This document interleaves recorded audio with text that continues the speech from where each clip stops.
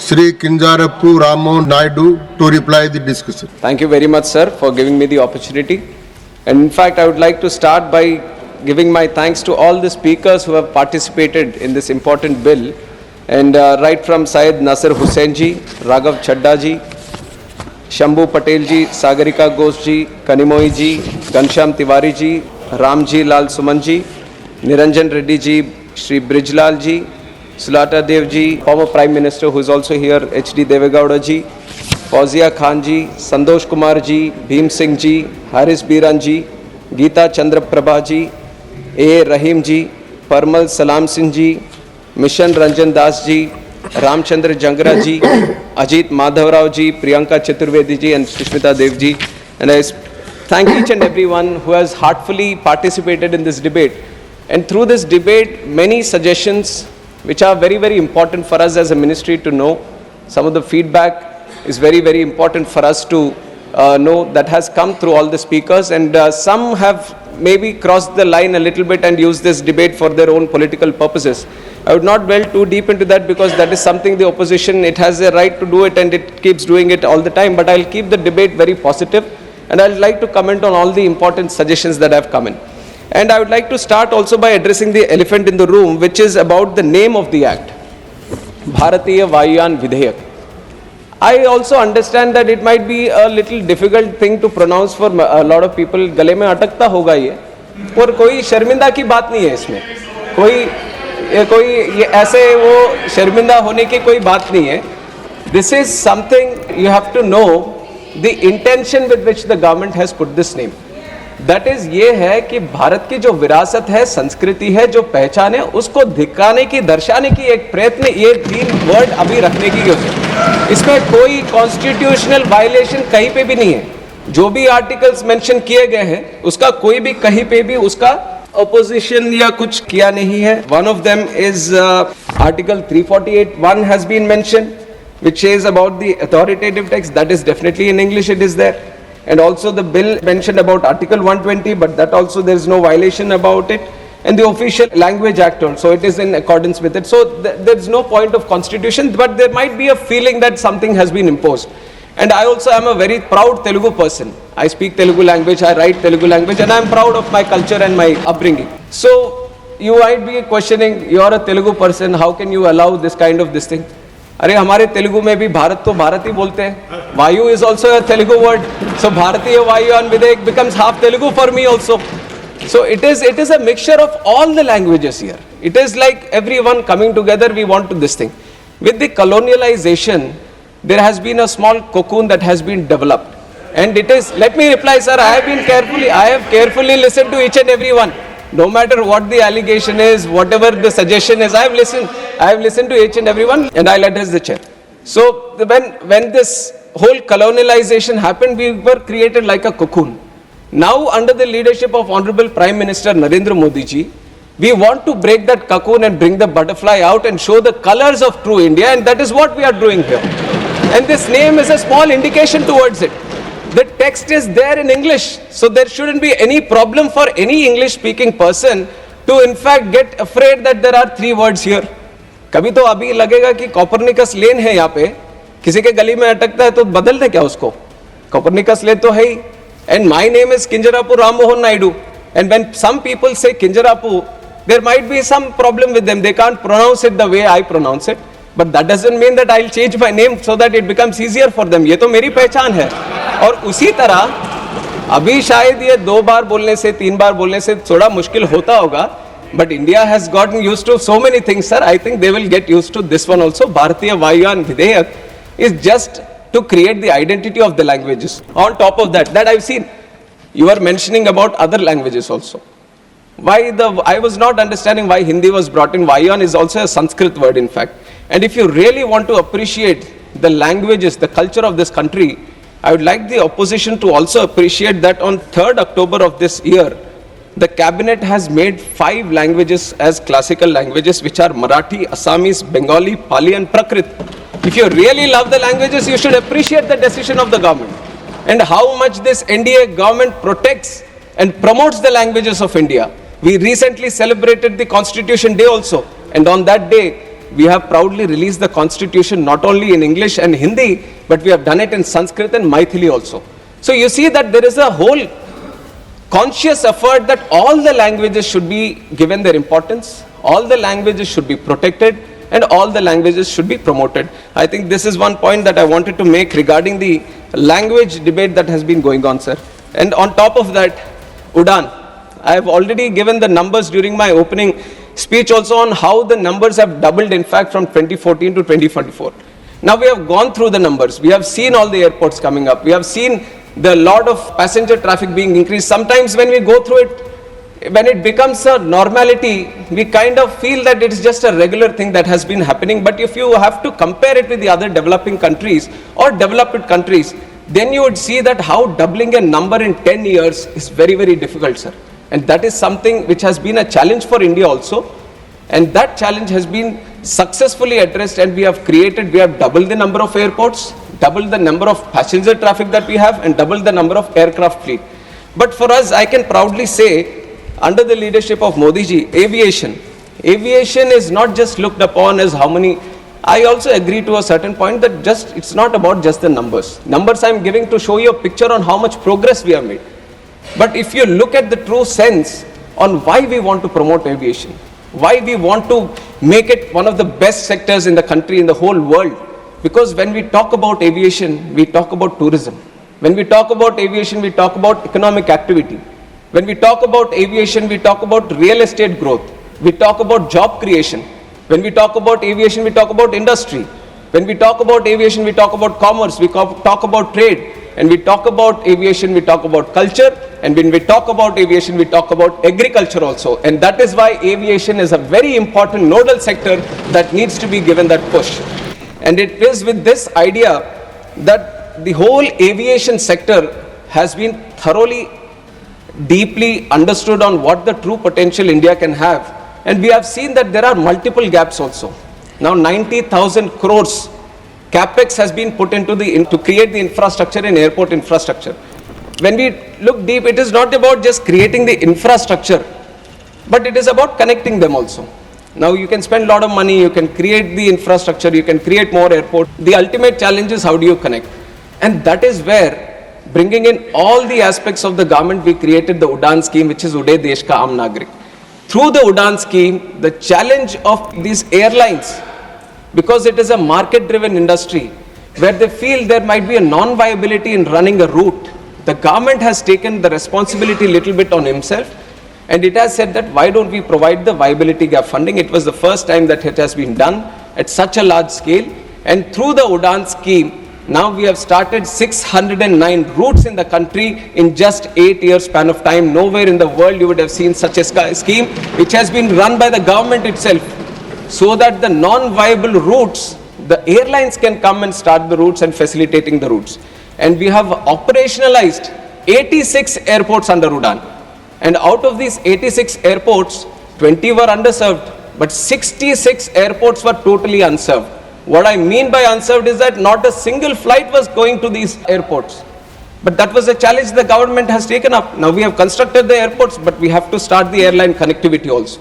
And through the Udan scheme, we have given the viability gap funding, and we were able to run all these airports. We were giving them those connections which was very, very required for the people of that state or of that region or of the airport. And we have operationalized 86. And we can proudly say that Udan has been a real success story of the Indian aviation, which are showcasing to the whole world under the leadership of Narendra Modi ji. And why I say the whole world, sir?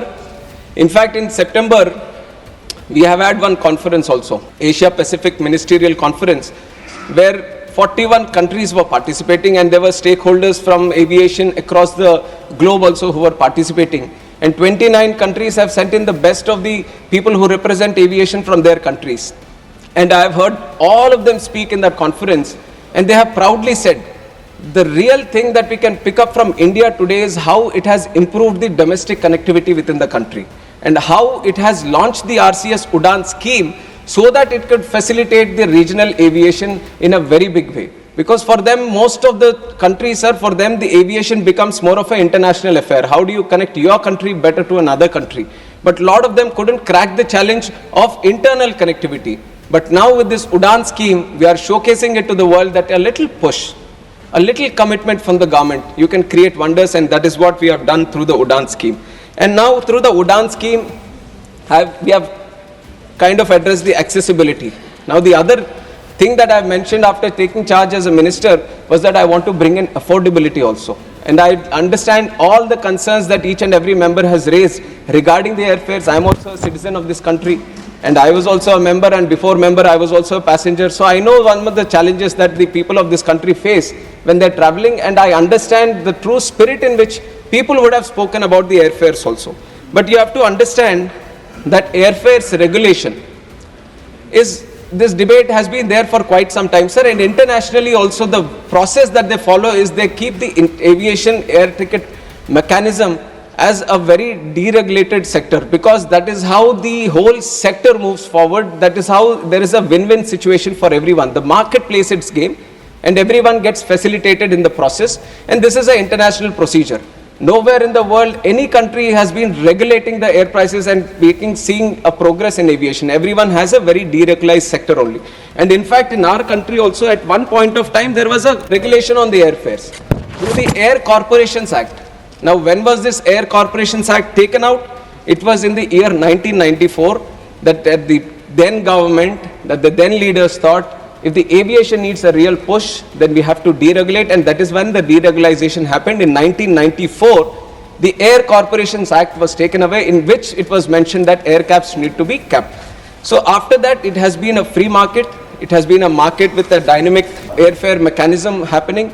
And now if you see, I have another report also, because many reports have mentioned, and we have done, I have also been thoroughly studying on the airfare mechanism. And we within the ministry, I would like to tell the whole house and the people of this country that from the ministry, we also monitor the prices. We have a tariff monitoring unit under our DGCA, which thoroughly looks after each and every fare that is happening in the country. And there is a liability on the airlines also. Before they decide on a price for a certain route or for a certain sector, they have to send it to us in the DGCA. Now, there was a circular before in 2010, when this price mechanism had to be sent to the ministry, and they were given a 1 month time period. That if for the next month, what are you going to charge? On the first day of this month, you have to tell the ministry itself that how much you are going to charge for, okay, so many seats in this bucket, so many seats in this bucket. It is a mechanism that they follow.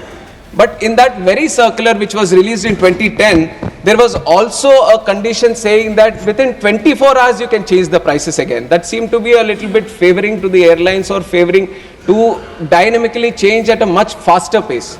Now we in this government, we are committed to bring the affordability factor. Now we wanted to see how best we can do. So we are removing that clause. We are just keeping it for 1 month. So whatever fare is there, within 1 month, they have to address it to us. And we feel this kind of mechanism is going to address a little bit about the irregularities that we see in the airfares. Now airfares, many of the members have spoken. And also one other thing I have to mention is that when the airfares, the biggest chunk of the airfare goes to the fuel price. And for the fuel price, I don't know how many people know or not, but these are the fuel prices, the taxes on that, the VAT on the fuel price is being decided by the states itself. And we from the ministry proactively trying to address this air price issue, we have constantly written to all the states, and some states have obliged, some states realize that even if we reduce the VAT, some have done it to the 1% also, and they've kept it below 4%. And when they have done this, it is ultimately going to, even if they lose a little bit of revenue from this taxing, they are ultimately going to promote the aviation. So it is going to be a win-win situation, and a lot of people done. But West Bengal, Delhi, these are states, Tamil Nadu, these are states which carry very high VAT percentage. So people from these states who would have raised about this air prices issue, I would once again make a very proactive approach to all of you that you speak to the state governments there. And if you can get the VAT reduced in that, that is going to reduce the price, because 45% of the price of the ticket is because of the fuel prices. So if you cut down on the VAT there, then definitely it is going to bring down the prices furthermore. So that is one request that I would want to make to all the MPs who represent the states, and they could speak to the state governments. And like I've said, the tariff monitoring unit is there. One key observation that we have found about this 24 hours, we want to change, we want to move into that direction. and we are comparing all the air prices of last year, previous year, because we also want to find a trend. Now air prices, because it is a market oriented system, whenever you see a festival or whenever you see some kind of huge event happening in a certain region, or whenever there seems to be a huge inflow and outflow of passengers because of some activity that is happening there, then definitely the market seems to push it, the demand increases, and suddenly because of the demand, the prices also try to creep up. So we have tried to observe, because in Lok Sabha, when I was presenting this bill, this issue has been flagged over there also. And in fact, our Honorable Speaker of the House, he has also mentioned and suggested that we should speak with the airlines and do it. And we have done that also in the month of August. We have sat down with the airlines. We have sensitized them about this problem, that this is not a government problem or anything, it is a people's problem. It has been raised in the House, and our Honorable Speaker has also mentioned about it. So according to that, we have met the airlines, we have sensitized them, and then after the season, the Diwali season has been done, we have observed that in the previous Diwali, 2023, 2 days prior to the Diwali season and now 2 days prior to this, the major sectors between the metros and the major connectivity points where huge traffic flows, the prices have reduced from 2% to the tune of 42%. This is something just by proactively reacting to the suggestions that you have given and interacting with the airlines and sensitizing that, we'll be thoroughly monitoring the air prices. And if there is anything, because we all have the rules right now, that if anything happens out of the rules, then we can penalize them also. So we are making the tariff monitoring unit system more and more robust, so that they can't act according to their whims and fancies and they feel like they're in a closed room and they can do whatever they want. We are keeping a watchful eye on them, and we are moving one step at a time, and we want to ensure that जो हवाई चप्पल से हवाई जहाज का सफर जो है वो अभी तक आधा तो सच हो गया है, और पूरी तरह से इसमें और लोगों को शामिल करने का जो ये है वो आगे करते रहेंगे, और ये हमारे वादा है सरकार की तरफ से. And on top of this, airfares, there was also an issue of bomb threats also. And if you look at the bomb threats, it was during a specific period. There were multiple instances before also, once in a while these were happening. But from 10th October to 24th November, there was sudden surge and so many threats happening on the social media, especially on Twitter, and some were through calls and all. So first thing I want to tell the House is that for us as a ministry, safety and security is the topmost priority. Now the threat can be a hoax threat or it can be a fake threat. But for us, once a threat is received, we have to follow the protocol, because we can't put any life at risk just based on assumptions or based on what we think the threat could be. So in that time, we have increased the security, overall surveillance, overall security measures that we need to take. On one step we have improved, and we have kept the mechanism very, very dynamic. So whatever we have learnt while doing these threats, while addressing these threats, whatever good feedback that came in through the ministry, through the BCAS, through MHA, through MIT, all these departments combined together, we have tried to address this problem as a dynamic situation. And overall, the flights, only 3.24 of the threats that were received, 3.24% of the flights only got diverted. So much of this thing we were able to address, and we were trying to get down the inconvenience faced by the passengers to the very minimum. That was one dynamic approach which we followed during the bomb threats. But I agree that this can't keep happening all the time. Now they can't keep taking advantage of this situation that we are going to check each and every plane whenever a threat is received, and they can't do all these hoax threats, because all the threats we received were hoax threats. We thoroughly followed the process, and nowhere we found that there was any real threat. But as we move forward, we understand that this couldn't follow, so we are making some legislative changes also on this. We have aircraft security rules, and through these aircraft security rules, what we are trying to bring in is a legislation change where whoever found guilty of doing this will be put under no-fly list. So this is one approach that we are taking, so at least it becomes a deterrent. Because 3 instances, we have found out that there have been 11 different IDs that have been used through social media, and the police, especially Mumbai police and Delhi police, they have made some attempts to catch some people also. And they have found out that one person who was going after this, he had some kind of personal grudge against the person who was flying on that flight. So for that reason, he puts in a threat on social media that there is a bomb on the plane.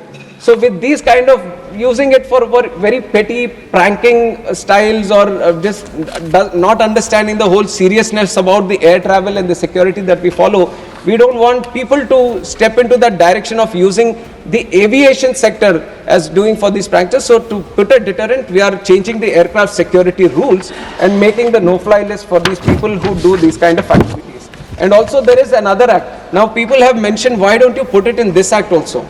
But under the civil aviation, we have another act, which is the Swastika Act, Safety Suppression of Unlawful Acts Against Safety of Civil Aviation. This is another act which specifically deals with these offences and unlawful activities regarding the plane, and we found that that can be strengthened a little bit.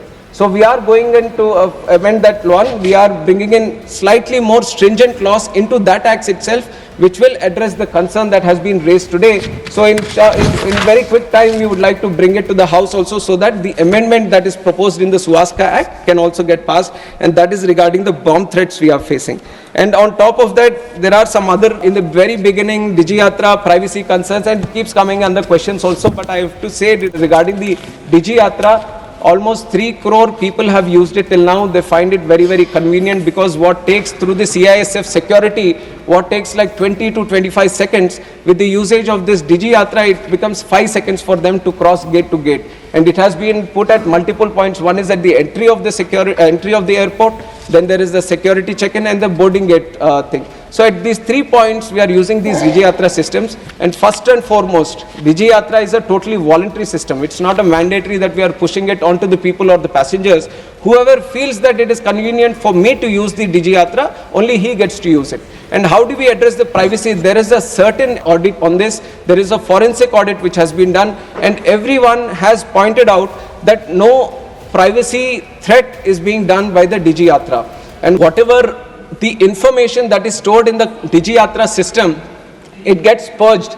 Once you use DigiYatra, the whole information about the Aadhaar or whatever details you put in, it gets stored on your phone itself. It doesn't go to any other place. Only when you put in the boarding card, the airport gets notified that you're traveling through this airport at this time.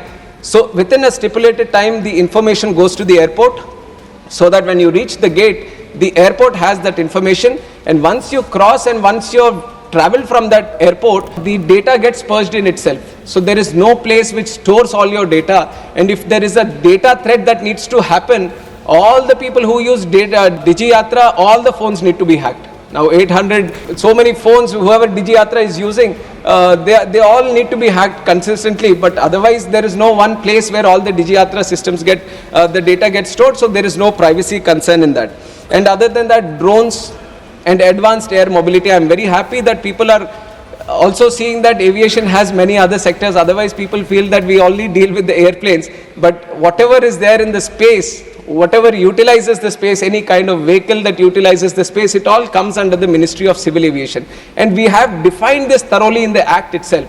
And much of it, because this is a very robust industry, the rules need to be consistently changed, the airspaces, it's an international affair, and all of these coming together, then you need to have a very robust mechanism that somewhere, like I've said in the opening speech also, the International Civil Aviation Organization, which speaks with its under 193 member countries and continuously recommends us on what the protocols need to be, what the requirements need to be. So not every time once they say that acha ye karo, then I can't bring everything to the parliament. So we are bringing in the principal act, in the principal act itself we are saying, let us have the authority to make these rules little more strongly, and once we do that, the rules can follow according to the recommendations that we receive.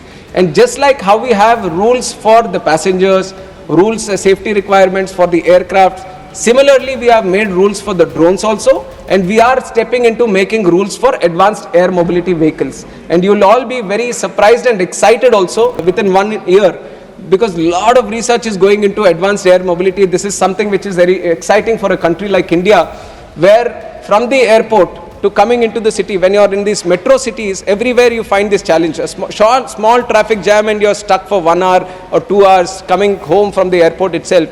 And that is where these advanced air mobility vehicles, this is the electric vertical takeoff and landing vehicles, which is going to be a new invention which is happening across the world, and people are building these prototypes and trying to form the rules around it. And India is not far behind. We have already said, if you want to build a vertiport from where these vehicles need to take off, we have already, from the DGCA, we have designed the rules for that. and airworthiness of this aircraft that we are going to build. We have designed the rules for that. So step by step, whatever needs to be done, we are consistently speaking with the industry and forming the rules so that by 2026 in the beginning, when the industry says we have the vehicle ready so that we can use it, we are ready with the rules from the Ministry of Civil Aviation. So we are strongly pursuing that path. We have not left it behind. And if you say that it's not there present in the Act itself, according to the definition of the aircraft, it comes under this Act, and we are forming the rules subsequently so that all those things need to get addressed.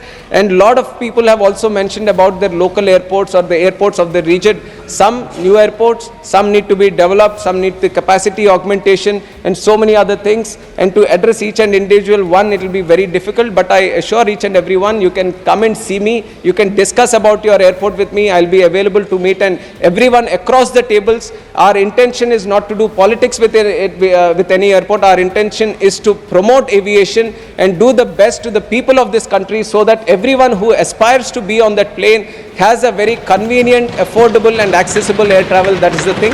And one, out of my respect to our ex-Prime Minister, who is also here, and I should appreciate the commitment he has at this age also, coming here and sitting for so many hours, and for the reply and mentioning about the airport, that he is so passionate about the Hassan airport, and we are going to take it seriously from our side. It is an airport which is being developed with the help of the state government of Karnataka, and I've got the details regarding it, and it is the physical progress of the Hassan airport is up to 60.21% today.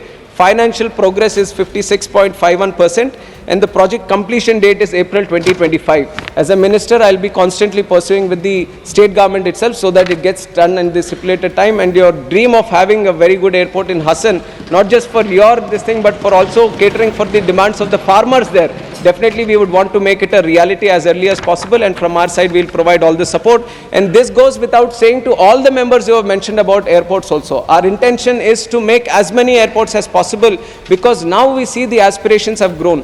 Now each and every district, earlier what used to be like the capital airport of a state, wherever the capital was there, people were expecting one airport there. But now I'm seeing that people, even though there is an airport within 100 and 150 kilometer radius, they feel like they are entitled to one airport in their own district itself.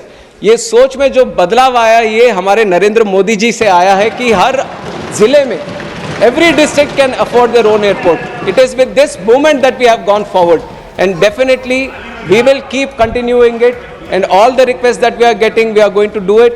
Now we have to also realize that building an airport, the ease with which we are doing it today, we might not be able to do it tomorrow, because the land availability will not be so easy.